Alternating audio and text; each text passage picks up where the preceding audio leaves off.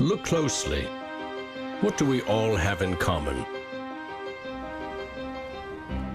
No matter what corner of the world you live in, you need food, water, shelter, and money. Half of every transaction involves money in exchange for goods or services, stocks, a loaf of bread, illegal drugs. You gotta pay for it. We spend much of our lives chasing money to make a living and accomplish our dreams. But it's also an instrument of destruction. Some might say evil, driving criminals to lie, steal, and even murder. The existing banking system extracts enormous value from society, and it is parasitic in nature. Money is a catalyst for the worst and the best of human endeavor. Before civilization, we created currency, fuel for wars, the path to power, champion and enemy of innovation. Money is so integral to our society and our global economy that its true nature remains a mystery to most. This is the story of money, perhaps the end of money as we know it. No matter how fat your bank account or how thin your wallet, to us it's all cold hard cash. There are some who want to kill it. Get rid of it. Burn your dollars, your euros, your yen, and transform every penny you have into ones and zeros, digital currency. Entrust it to the web and computers spread across the planet. Magic internet money. It's called cryptocurrency, Bitcoin. Invented in secret, it was a gift to the world. It's not just a currency, but it's actually programmable money. A potential curse on bankers. And there's nothing that the big banks or politicians can do to stop it. Breaking every government's grip on money supply. What the internet did for information, Bitcoin is doing for money. Could it be the new gold? No, you have to really stretch your imagination to infer what the intrinsic value of Bitcoin is. Regulators, the Federal Reserve, the banking system, please understand this is a thing that they have to take seriously. This is going to change the economic culture. Bitcoin could be a microeconomic miracle worker, and it could be a macroeconomic wrecking ball. Is Bitcoin the currency of the future? A godsend for criminals? Or a recipe for financial disaster? If you trust your money just as it is, we have a little story to share.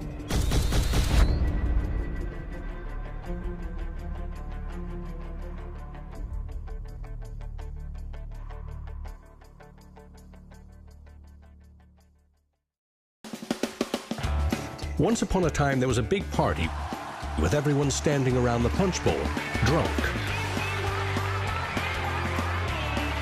Politicians credited the strong economy to their wise decisions. Businesses jumped into new profitable markets, ignoring risk. In fact, the experts said there was no risk. Then, troubling market data from minor countries spooked the markets. Rumors spread. More bad news rattled housing prices at the heart of the financial world. A major bank went insolvent. Investors and businesses made a run on the other banks, demanding their cash deposits. The largest financial institutions in the center of the modern world were frozen. Assets were seized. Banks foreclosed. A credit crunch threatened the entire world economy. And then, finally, the government stepped in. The largest bank bailout ever. Swift action by the head of state had saved the day. Remember that? No, you don't. It happened 2,000 years ago. Rome, 33 AD. Ground zero for the first recorded liquidity crisis and government bailout in history. The largest empire the world had ever seen was brought to its knees by a banking disaster. Emperor Tiberius used money from the national treasury to bail out the country's troubled banks and companies.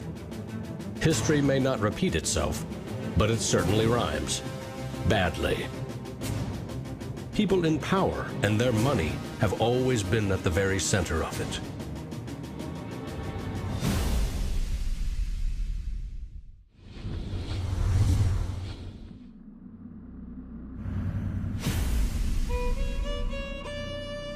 The story of money is as old as civilization itself. When we lived in small tribes, keeping track of debt was easy. You owed somebody a load of firewood. A neighbor owed you a piece of meat. Credits and debits were kept in your head, a mental ledger. Currency is a language that allows us to express transactional value between people. It's technology that's older than the wheel. It's as old as fire. When humans wanted to trade outside their tribe or village, they needed something everyone could agree had value, something scalable. Enter commodity monies. There were many kinds, but each had to embody the same 5 characteristics. A commodity money is relatively scarce, easily recognizable, can be cut into smaller pieces. You can substitute one piece for another of equal value, and you can carry it around without too much trouble. In ancient Rome, it was salt. The Aztecs used cacao beans.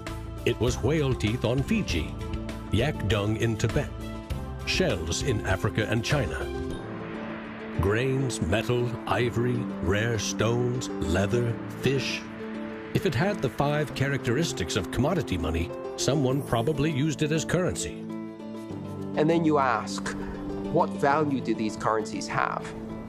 If you go into a primary school, you'll see children exchanging rubber bands and Tamagotchi and Pokemon cards and baseball cards and sweets and candy and any other form of currency. People invent currency when they have no other currency. And now they're going to invent digital currencies. But commodities that aren't durable are a lousy store of value. A bad cacao crop or a huge new salt discovery can throw your currency and economy into turmoil. A more stable system was needed.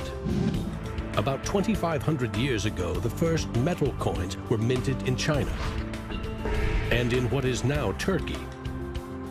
These coins shared the same 5 characteristics with commodity money, but were also very durable. In some cases, coins are the only thing left of entire civilizations. Money does not originate with governments.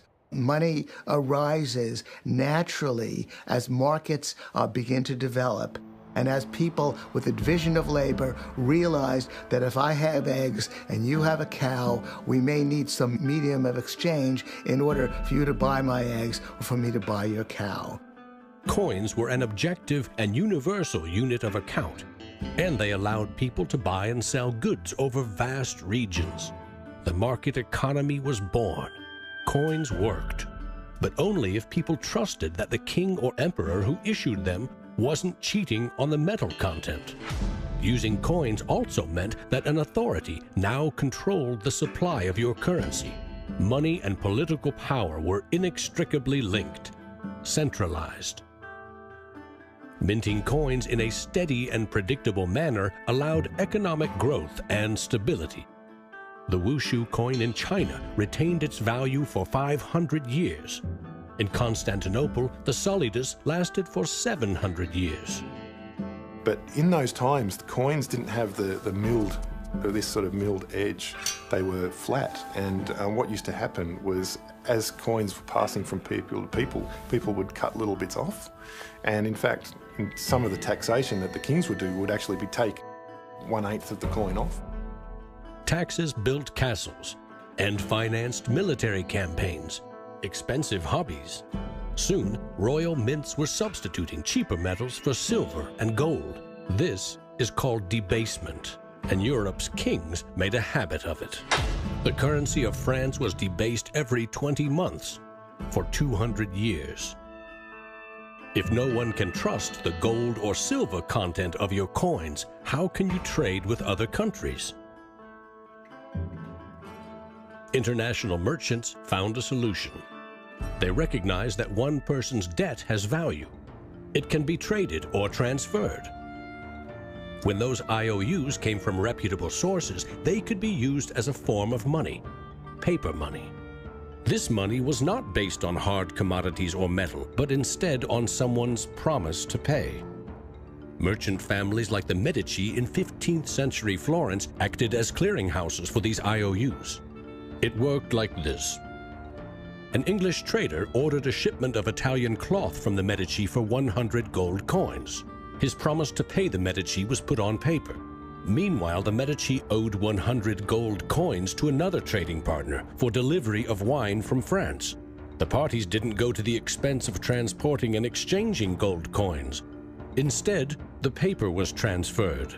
Everyone agreed that the paper had value, 100 gold coins, but only because everyone trusted the Medici as solvent middlemen.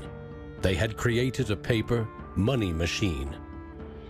Within a few generations, they rose from low crime to high finance. Their great wealth helped fuel the Italian Renaissance and elevated the family to levels of enormous political power. The power to marry into royal families and get elected as popes. The ties binding money to power, politics, and influence now ran through church and state. Merchants had proven that creating paper currency could be wildly profitable. Goldsmiths wanted in on the action. Imagine it like this. If the goldsmith had seen over a period of time that some of the coins he was storing for people were gathering dust, the people who owned them don't need them right now. So what if I go and lend them out into the community and I charge them interest on this loan? So he starts out lending some of these gold coins, and then later he realizes actually people don't even want the gold coins, they just want the piece of paper that says the gold coins are in the bank and with the goldsmith. So I can now make a loan with these pieces of paper, and whatever I write on a piece of paper, as long as people trust me, they'll trust the paper. And effectively the goldsmiths and the early day bankers, they had literally acquired the power to print money. More and more private paper money from merchants and banks circulated and began to rival the crown's coins. The power inherent in controlling and issuing money began slipping away from the rulers. They couldn't tax or debase this new kind of money, but they had bigger ambitions than ever with trading posts, colonies, and empires that now stretched across the globe. For centuries, European countries would take turns building massive fleets and waging war on each other to rule the world.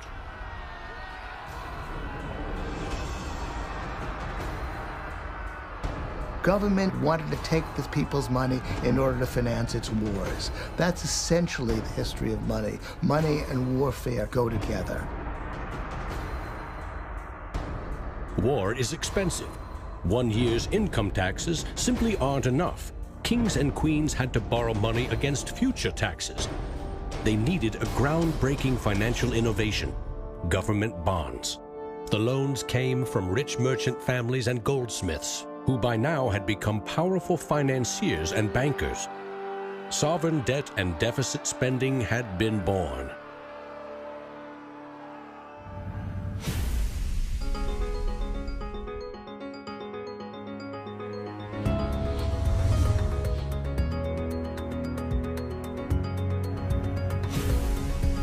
In 1694, the Bank of England was established to fund a war against France.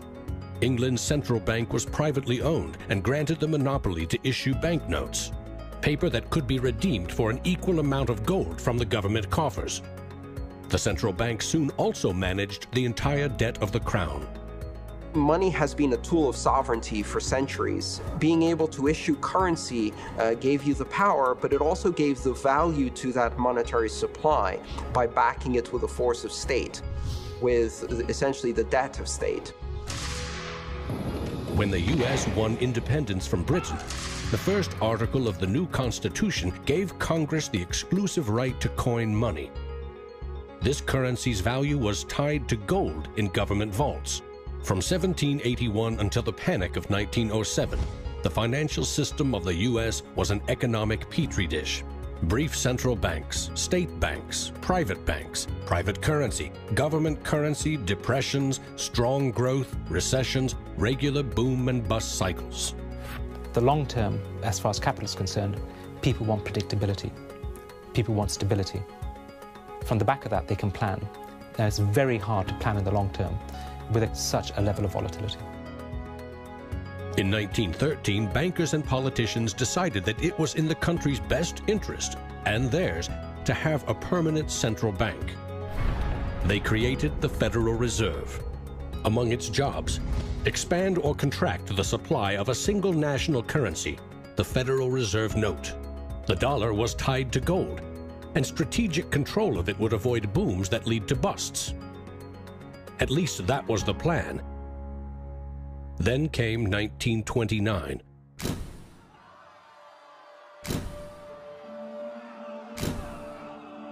The Great Depression would have a profound effect on monetary policy worldwide. I shall ask the Congress for the one remaining instrument to meet the crisis: broad executive power. Soon, the Fed had printed nearly all the money it legally could to pump life back into the economy. It needed gold to fire up the mint. So in 1933, President Roosevelt issued a controversial executive order, forcing all U.S. citizens to sell their gold to the Federal Reserve at a fixed price, or go to prison. The Fed offered far more cash to foreign governments for their gold. Many jumped at the offer. Gold flowed in, and dollars spread across the globe.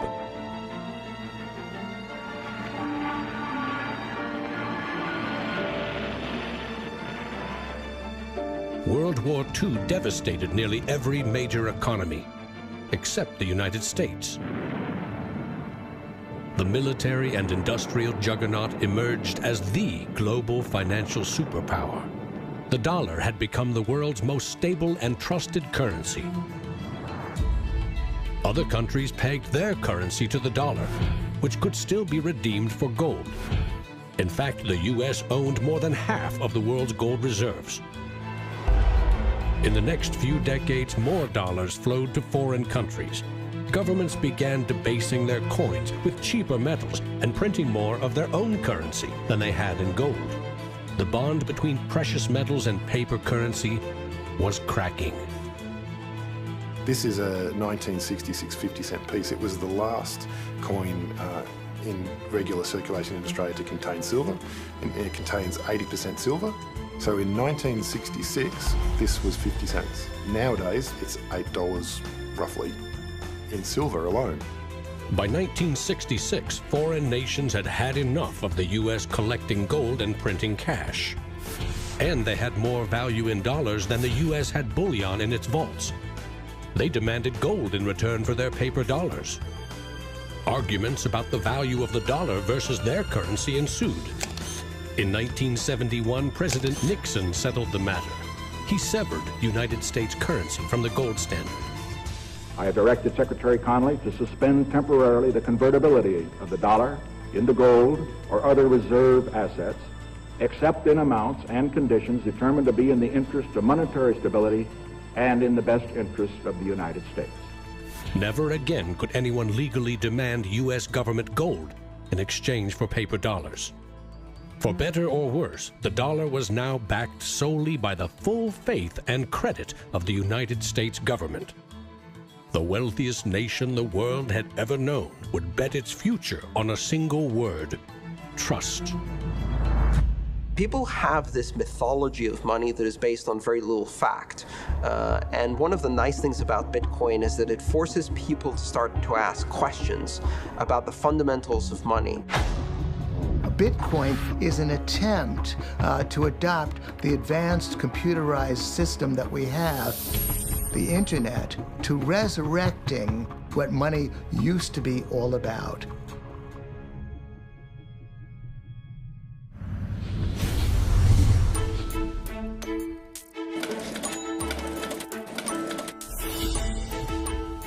I think our dollar policies, our monetary policies, our fiscal policies have absolutely created a nation of debtors. Not just personal debt, not just corporate debt, but government debt. I mean, you have to look at those all together as one big thing. What is the wealth of the nation? Well, the wealth of the nation is a gigantic hole of money that we owe to the rest of the world that is never going to be paid back. Today, the United States pays more than $400 billion in interest to its creditors every year. When a government spends more money than it collects in taxes, it simply borrows more, or it creates more.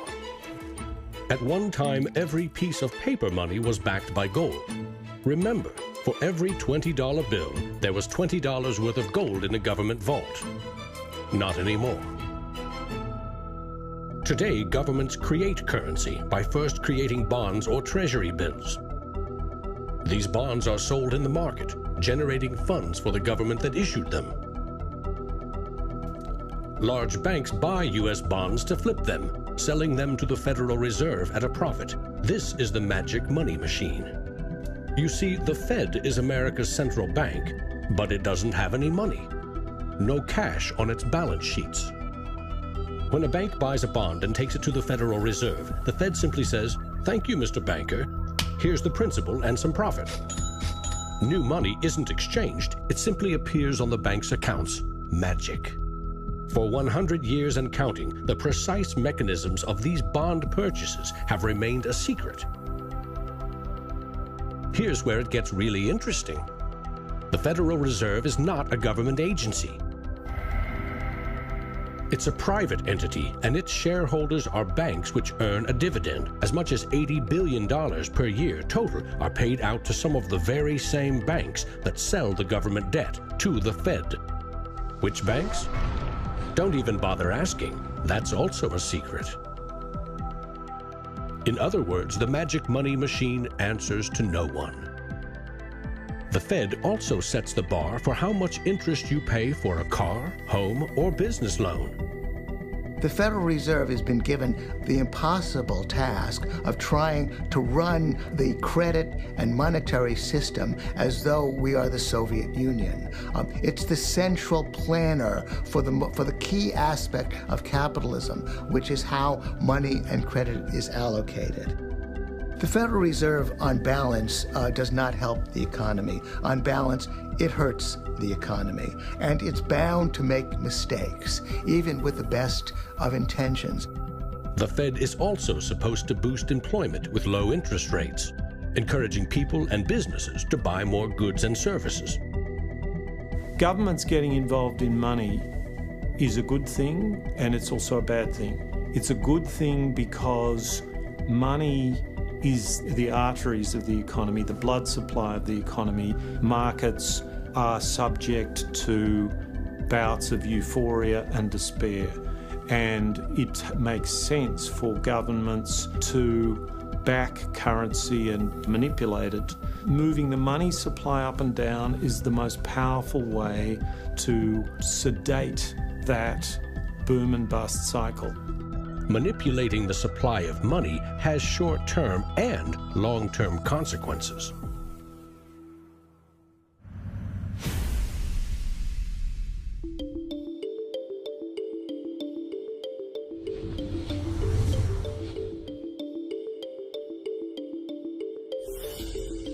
Central banks aim to create new money carefully, strategically, and very, very slowly. Releasing more money into the economy causes prices to rise, ideally by 2% every year. That's supposed to foster economic growth. But 2% inflation means the buying power of one cash dollar in your pocket today will be 98 cents next year, and less nearly every year to come.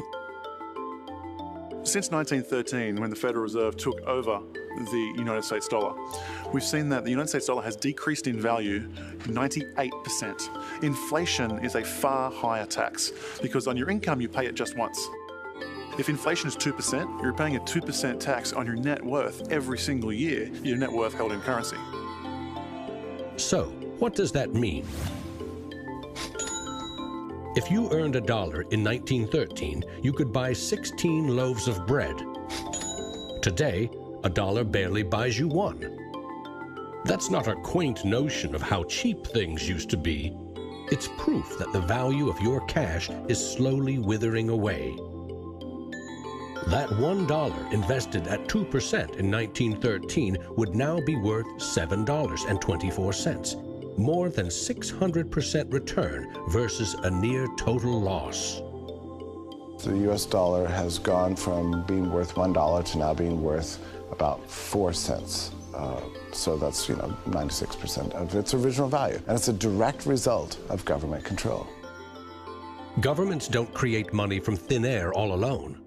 You play a key role in the magic money machine.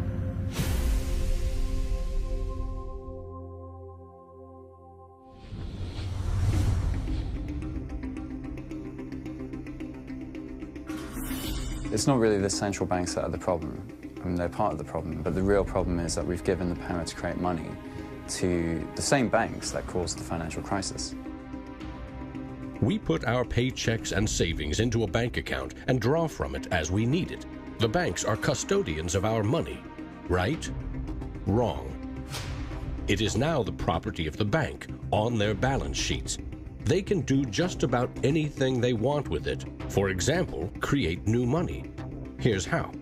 Your bank account shows $100, but the bank only holds $3 and loans $97 to Bob to buy something.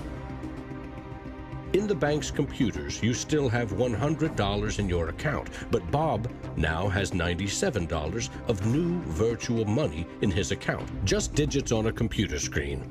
There's no cash, no gold, or anything else backing up the new numbers in Bob's account. Just his promise to pay it back. This is new money created as debt.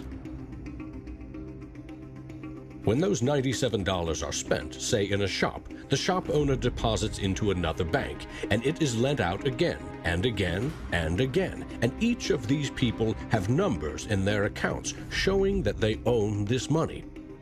So your original $100 has multiplied. Now there are over $3,300 in the system. This process of loaning out far more money than a bank actually has as cash on hand is called fractional reserve banking.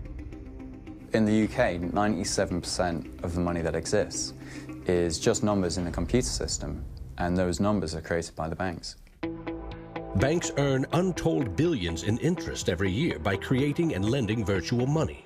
What's more, banks don't even need your deposit to create new money. If they consider someone credit-worthy for a loan, they can put new magic money into his or her account and start charging interest. So reporters talk about Bitcoin as though it's the first digital currency. But actually we use digital currency every time you make a transaction through internet banking or through your bank card. Actually, it's not even just digital currency, it's digital currency that is created by the banks, essentially out of nothing. In other words, all new money is debt. This is the part of money creation that isn't taught in economics class. Money in paychecks, bank accounts, 401ks, that loan to Bob, credit card debt, your home loan, all began life as virtual money created by the banks. The entire system is based on trust. Trust in the bank's solvency. Trust in the debtor's ability to repay their debt. If all bank customers demanded just 3% of their deposits right now in cash, this run on the banks would reveal the truth. Almost none of that paper currency you think is in your bank account exists. It never did. Remember the drunken party? Our financial crisis had everything to do with virtual dollars. Too many people with very little income borrowed a lot of money they could never repay. But the banks didn't care. They didn't have to. They quickly made and sold shaky loans to someone else for a profit. And I got them all approved. Hey! Apply now. Selling bad loans was a good business until the whole thing blew up in a global financial crisis.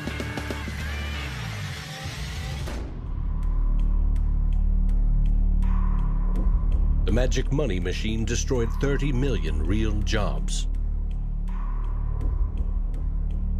The United States alone lost $16 trillion in household wealth, and the banks foreclosed on more than 1 million homes.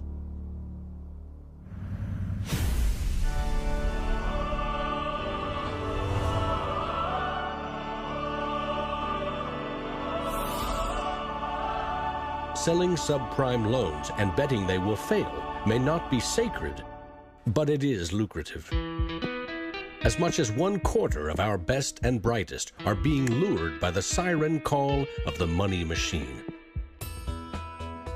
Instead of science, engineering, or medicine, they chose a career betting with other people's money. To get rich quick, very rich. And sometimes they take shortcuts. Getting by on a nickel and a dime. Money has a funny way of bringing us down. They say it makes the world go round and around. My ancestors in Greece talked about the corrupting influence of power. And nothing has changed in these 3,000 years. When you give control over massive amounts of money to a few individuals, they will take advantage of that control. Banks today are factoring in fines and money laundering and all the rules that they break into their cost of doing business. JP Morgan is today coming out and saying that Bitcoin is not a legitimate way of doing business. Banks today are tied into a system that is completely rigged to basically harvest money from the entire global economy and pump it into the hands of very few. Don't get consumed by the greed. The existing banking system is cozy, it's captured the regulators, it extracts enormous value from society without delivering anything in return, and it is parasitic in nature.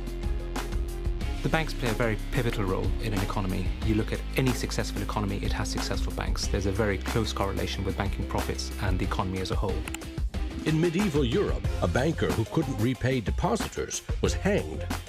Today, that same banker would get bailed out, paid bonuses, and enjoy some tax benefits too. To date, no senior U.S. banking executive has been charged for selling the bad loans that fueled the Great Recession.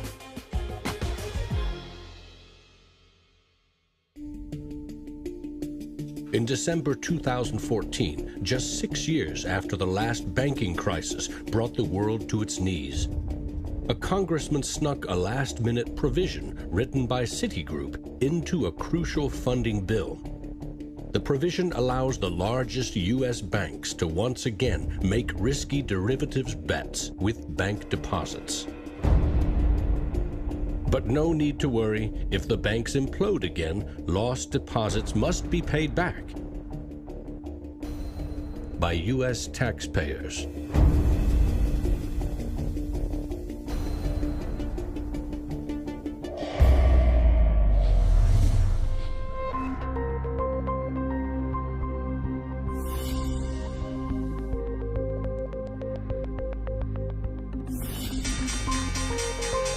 Today's financial innovators package assets in ever more complex ways, slicing, dicing, securitizing, always using someone else's money. They sell debt, transfer risks, leverage bets. That's what they call innovation. When you're talking about financial innovation, Bitcoin certainly is a very good example of innovation. But there's also been other innovations that people a bit closer to the world of finance would cite as good examples. An example of that would be the original swaps market. From there moving on to the credit default swap. It is an excellent example of financial innovation, but also if it's used incorrectly, it can create a lot of problems, as we've just seen. History teaches that the most revolutionary and disruptive innovation nearly always comes from the fringe, not from corporate cubicles. True innovators see the world differently. They see the big picture, creating new products and entire systems that lead to new industries. Steve Jobs called them the square cogs in round holes. It's unsurprising that new innovations always come from a niche group of early adopters, because it is inherently very hard for many people to realize the benefits of new technologies. In 2011, most Bitcoin community people were either people from the technology space, the geeks and hackers, or people from the traditional financial industry. There are even some bankers and hedge fund traders using Bitcoinica at that time as well, which was really surprising to me. A radical new idea is often met with skepticism, ridicule, even hostility from those who stand to lose the most from its success. Case in point, the automobile. In the late 19th century, Carl Benz and others built the first cars, contraptions that could threaten the stagecoach and railroad industries. These self-propelled vehicles, or road trains, would certainly scare horses, injure people, and damage roads. Cars, the railroad barons said, were just too dangerous. And to protect us, they used their power to pass a law in 1865. It required every automobile in England to observe a 4-mile-per-hour speed limit and to be operated by a crew of 3, a driver, an engineer, and a flagman. This heroic flagman walked in front of the car to warn fellow citizens of the coming danger. The railroad tycoons, the lawmakers, the self-appointed gatekeepers used regulation to stifle innovation. But they didn't invent the flagman. He's been around for a long time. For centuries, very few could read. Books were copied by hand. The people in control, political and religious leaders, wanted to keep it that way, and they greeted Johann Gutenberg's printing press with licensing laws, publishing bans, taxes. In some parts of the world, printing was a crime punishable by death. After all, they were just protecting us from dangerous ideas. Before the printing press, there were an estimated 30,000 books in all of Europe. 50 years later, there were 10 million. As Gutenberg's invention flourished, the Dark Ages withered. Progress couldn't be stopped. But the flagman never stops trying. His masters set him loose on each of these innovations because they threatened someone's profits, someone's control. But remember, this is a story about money. What if a technological innovation allowed anyone in the world to be their own bank? To create a currency free from taxes and banking fees?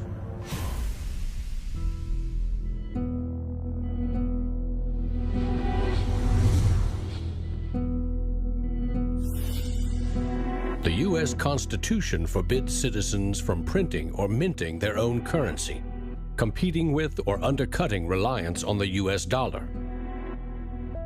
In 1998, Bernard von Nothaus decided to test the resolve of the federal government. The Liberty Dollar was available in gold, silver, platinum, and copper. It was available in 3 forms, both in specie, in other words, gold and silver, in paper, as warehouse receipts, and in digital form. Obviously, the government didn't like it. They arrested me and convicted me of counterfeiting, fraud, and conspiracy, and I'm currently awaiting 22 years sentence in federal prison. Lesson learned.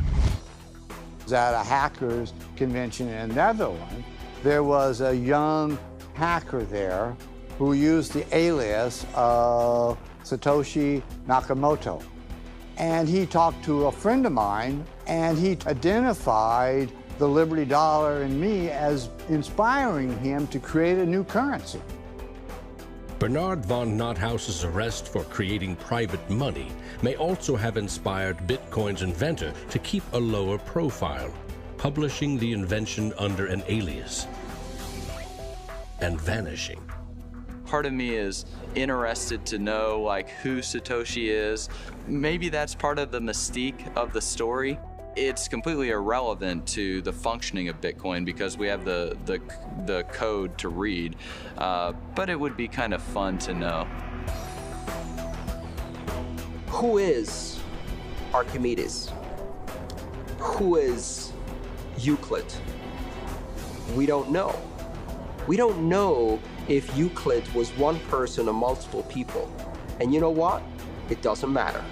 Euclidean geometry works whether I know who Euclid was or not, whether Euclid was a moral and good person or whether he was a corrupt plutocrat and a bastard.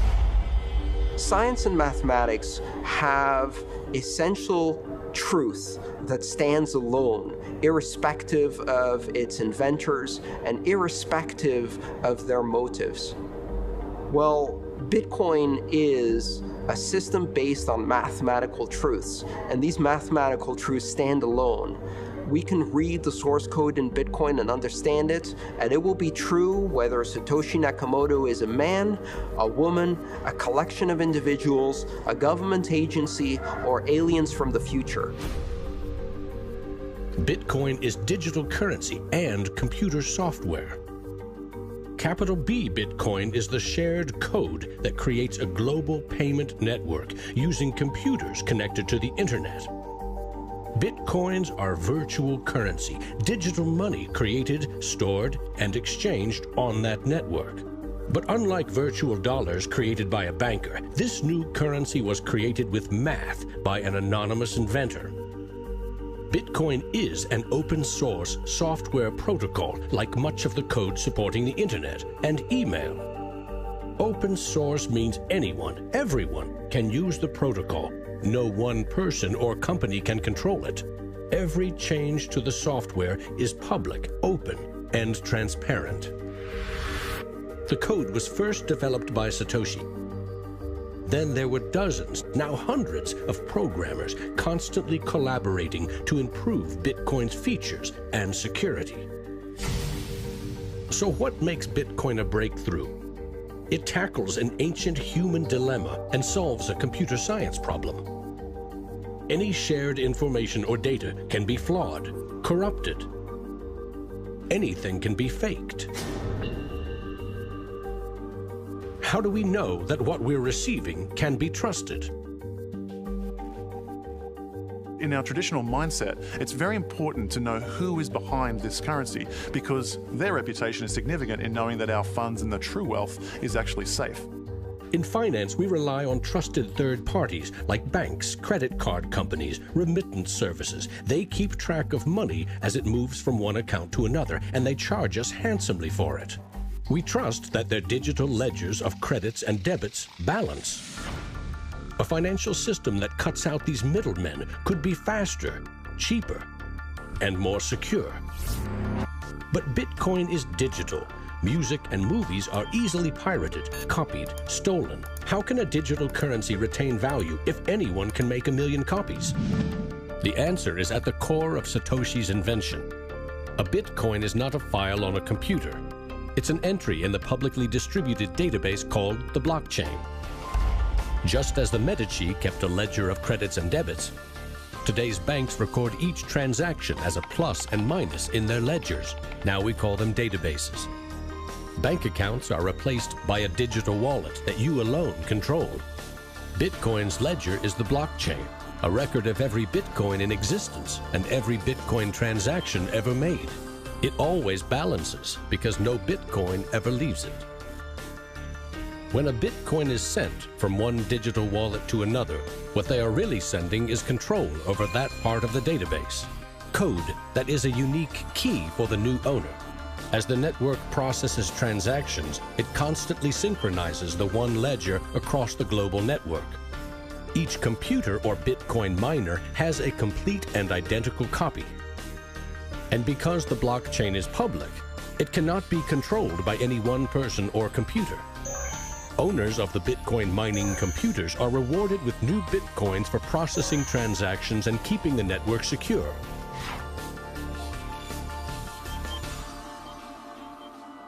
In other words, the Bitcoin network replaces banks and bankers.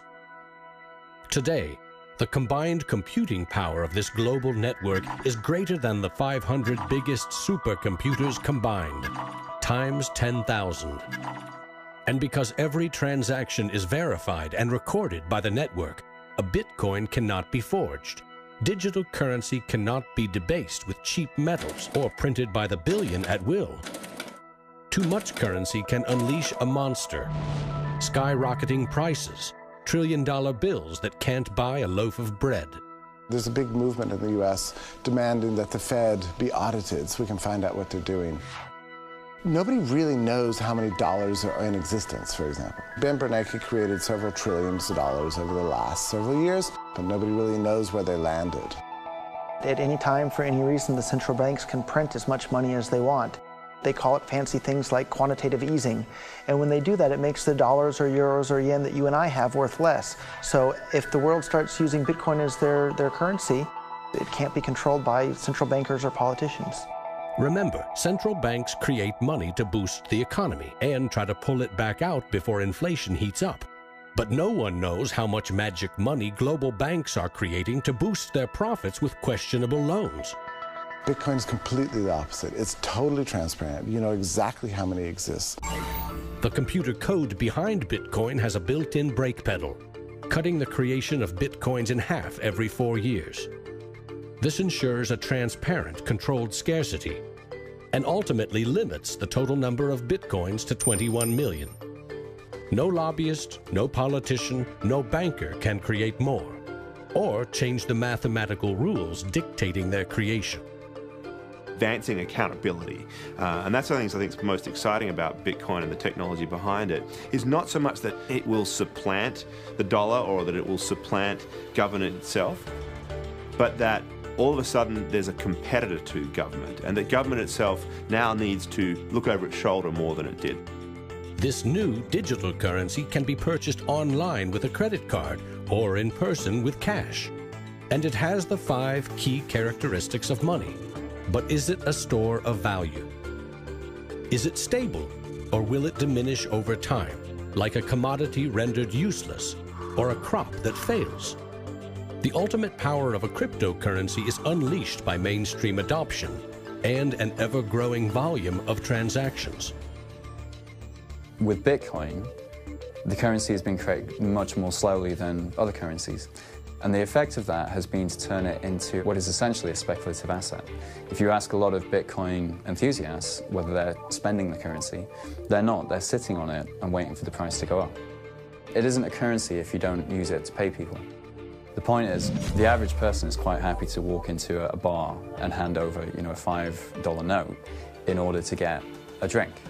So you've got to realize that most people are happy with the money system they have. If most people are happy with cash, they're in love with plastic.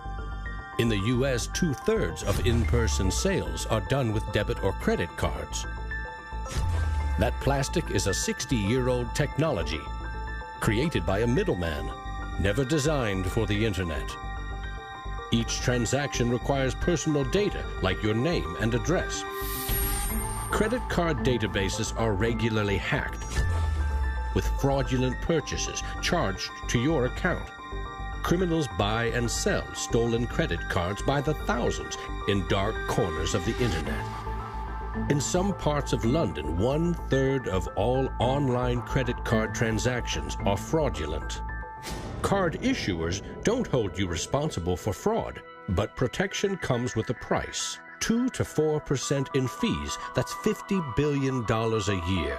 The issue with credit cards from a merchant's perspective is there's a lot of risk. If they take a credit card, there might be a chargeback, there might be fraudulent purchases. In fact, there's hundreds of billions of dollars every year in fraudulent purchases. A Bitcoin purchase is done for pennies, but there are no protections. If you lose your passwords or are fooled into paying the wrong person, you can never get your money back. It is like digital cash. For a seller, this means no chargeback risks. For an e-commerce company like Expedia or Overstock, cutting credit card fees can double their profit margin.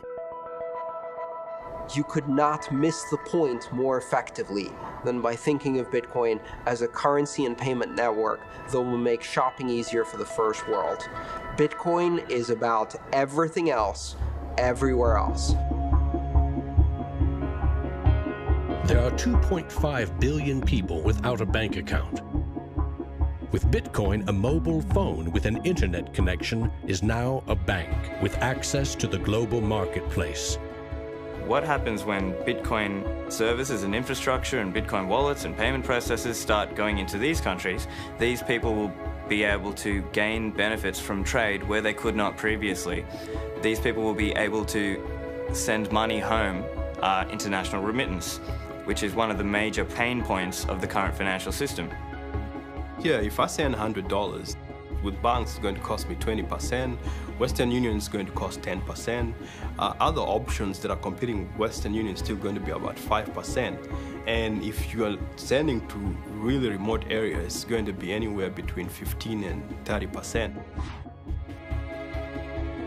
So in terms of money remittances, it's going to be a game changer using Bitcoin. You do not need a bank account. You just need an internet connection and a wallet to get set up.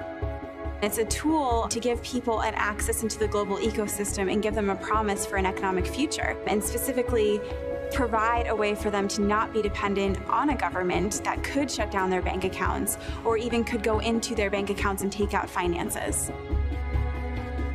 Goldman Sachs came out with a report and they basically looked at if you were to replace all transactions globally, so FX, bank-to-bank transactions, with the Bitcoin protocol, and still charging 1%, mind you, it would save the global economy $200 billion, so not million, $200 billion a year in saved transaction costs, which ultimately goes back into the hands of the consumer.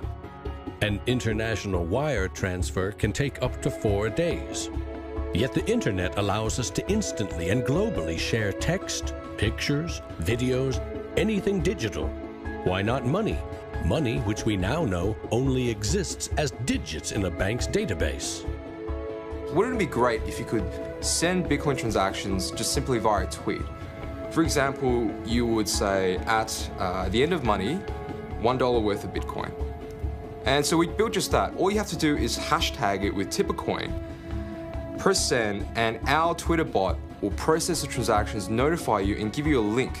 And this will allow you to either withdraw your Bitcoins or send it to someone else. With Bitcoin, you can send $1 or $1 million worth of value anywhere in the world. You can do it for free, or you pay the Bitcoin network fee, which is still just around a penny. And there's nothing that the big banks or politicians can do to stop it. A cryptocurrency that can only be created and transferred with computer networks may be the next step of the digital revolution. The rise of machines, self-driving cars, drones, robots that rely less and less on humans.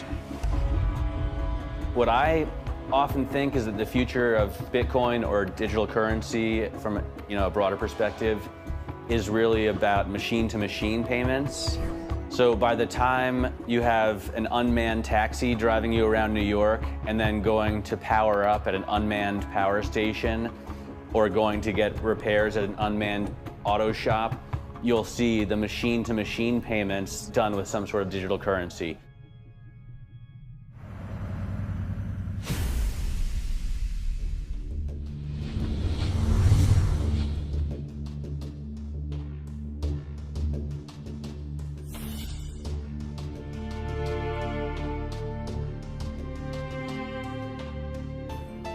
We actually built this world that we live in over the last 200 or 300 years. We've made some mistakes. We've learnt to make things better. The idea that there's some magic key, that if you just sort of stop doing a few things, that there'll be this perfect order that will settle, is a very childish, ideological delusion, in my opinion. But that is not to say that Bitcoin isn't an exciting thing. It's a terrifically exciting thing. But we have to try and engage with it with working minds, not with magical thinking. People are suggesting that it's going to be another world currency, rivaling the dollar or the euro or the yen. I think that's not going to happen. I prefer to trust the banks or the central government compared to the Bitcoin is because someone's accountable. Whereas with the Bitcoin, it's completely deregulated. There's no central control. There's no one held accountable. It is a free float. It's purely demand and supply driven. Mr. Williams? So clearly this is not a currency. Currencies don't behave like this. But what this is a high-risk speculative commodity. So for the entrepreneurs, the bankers, the governments, and everyone else studying and watching Bitcoin, all I have to say is that there will probably be a lot of volatility and an upward trajectory, and to buckle up.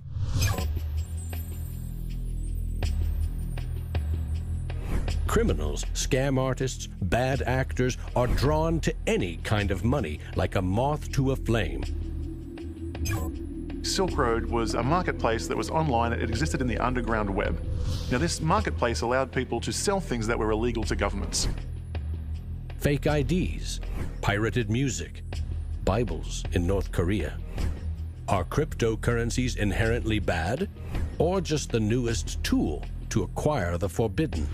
Porn is illegal in Iran. Well, there's a few percentage points of sales on Silk Road was to sell porn to Iranians. Now, a much broader one that gets a lot of press with regards to Silk Road is drugs. I've been doing research over the past couple of years into the online drug marketplaces in the darknet using Tor and Bitcoin as technologies to enable illicit drug transactions.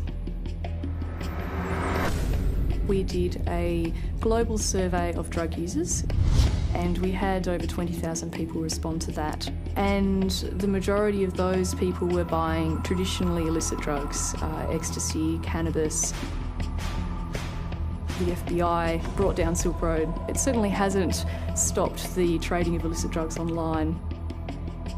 A lot of people want to criticize Bitcoin for being used for illegal things or illicit things, but if you look at it, the most popular currency in the entire world for doing bad things is the US dollar. If you think of Bitcoin as a platform instead of a currency, then you really begin to see the potential it has. The ledger, which cannot be forged, it cannot be changed, and is universally accepted, is genius. There will be Bitcoin technology forever, and it'll have applications for years to come. Creating a secure global payment system may just be the beginning. Patents, contracts, land titles, proof of ownership can be baked into Bitcoin, securely held in the public ledger. I read up more about Bitcoin, I played with the source code, I built some things that I realized this is actually a very, very powerful protocol. It's not just a currency, but it's actually programmable money. The digital age has fundamentally changed the world. We have embraced digitized music, film, medical records, communications, the internet. The free exchange of information and currency can fuel revolutions, help in a disaster. But our money is shackled to the 20th century, manipulated by governments and banks. The champions of Bitcoin ask us to imagine payments without a middleman, investments without a broker, loans without a bank, insurance without an underwriter, charity without a trustee, escrow without an agent, betting without a bookie, record keeping without an accountant, global, secure, nearly instant, and free. Is it fantasy or the future of money and commerce?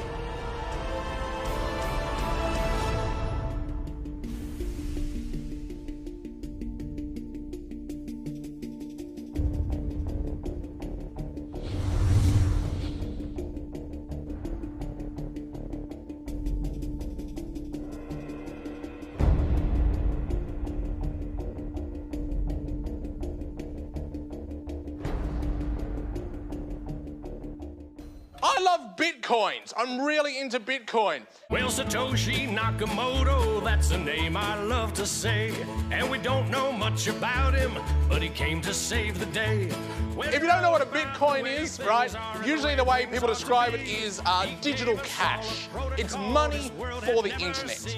Oh, Bitcoin, as you're going into the old blockchain. Oh, Bitcoin, I know you're going to rain, gonna rain. People are like, oh, I love my bank. I'm like, really? You ask a banker, you know what's 2 + 2? He's like, well, I can tell you, but there's a fee. Down the road it will be told about the death of old Mt. Gox, about traders trading altar coins and miners mining blocks. Now, Bitcoin is a new technology. I like to say it's banking light. All of the convenience, none of the evil. Oh, Bitcoin, as you're going into the old blockchain. Oh, Bitcoin, I know you're going to rain, till everybody knows, You know, when I go online and I buy, like, I don't know, a pair of socks, if I pay with a credit card, I'm just buying socks, right? If I buy those socks with Bitcoin, it's a revolution. I am sticking it to the man.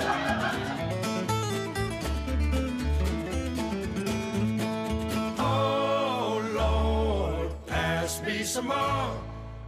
There's always people who are not ready to get into the new technology.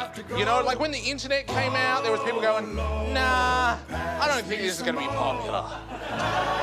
And then email came out and people were like, nah, this isn't going to catch on. And now Bitcoin comes out and people are like, I don't think, I'm like, aren't you sick of being wrong? Get on this train, you know?